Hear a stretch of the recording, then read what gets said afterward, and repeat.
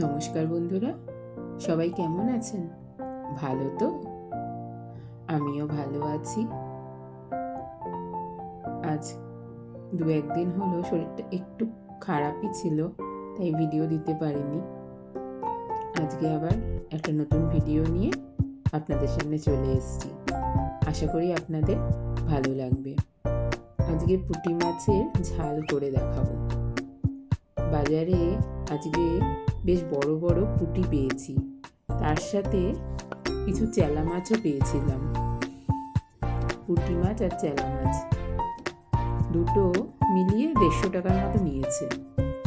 পুঁটি মাছগুলো এত সুন্দর সাইজ, এত সুন্দর সাইজের পুঁটি মাছ অনেক দিন পর পেলাম।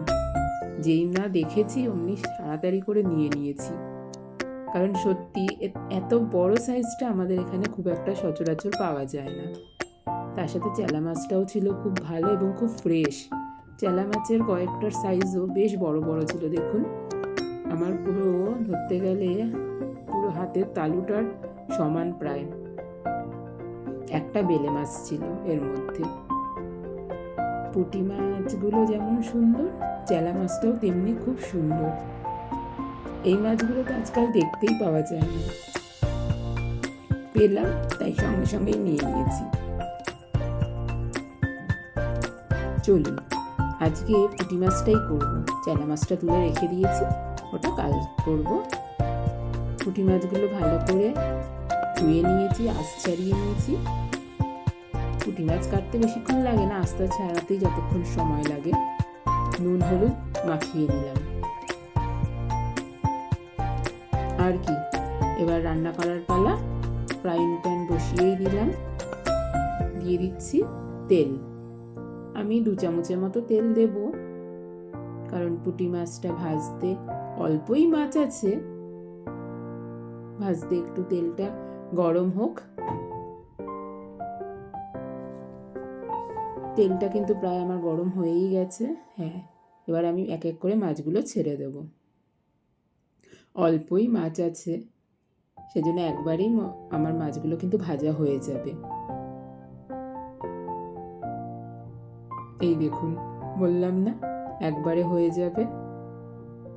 একটু এপাশ ওপাশ করে সব মাছগুলো একবারেই দিয়ে দিলাম। মাছগুলো এবার ভাজা হবে। আস্তে আস্তে মাছগুলো যেমন ভাজা হয়েও গেছে, দেখুন কি সুন্দর। মাছের সাইজগুলো এত সুন্দর না, খুব সুন্দর মাছের সাইজগুলো।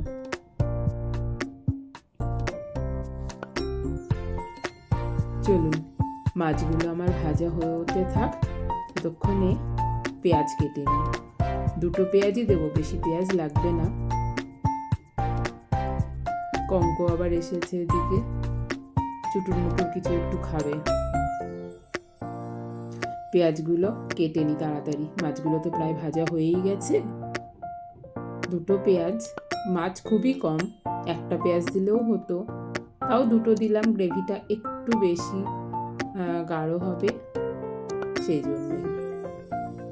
পেঁয়াজগুলো একটু ছোট ছোট করে টুকরো করে নিচ্ছি। যতটা ছোট করে কাটা যায় তত গ্রেভিটা সুন্দর হবে।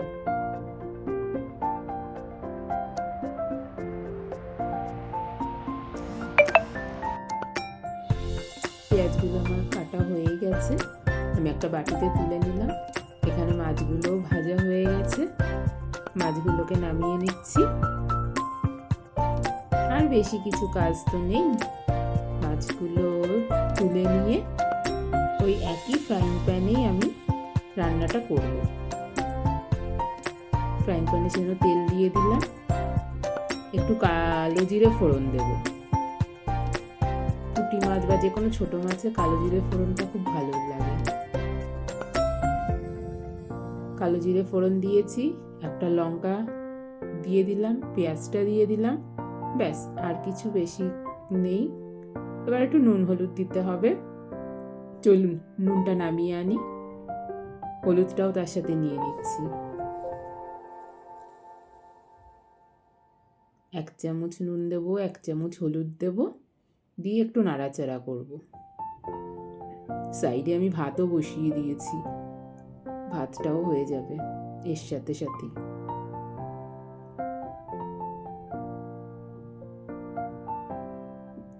দুটো টমেটো কেটে রেখেছিলাম, টমেটোটাও দিয়ে দিচ্ছি।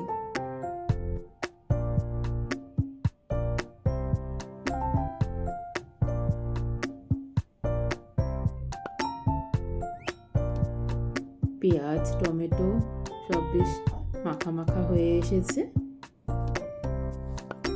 আর একটু হবে।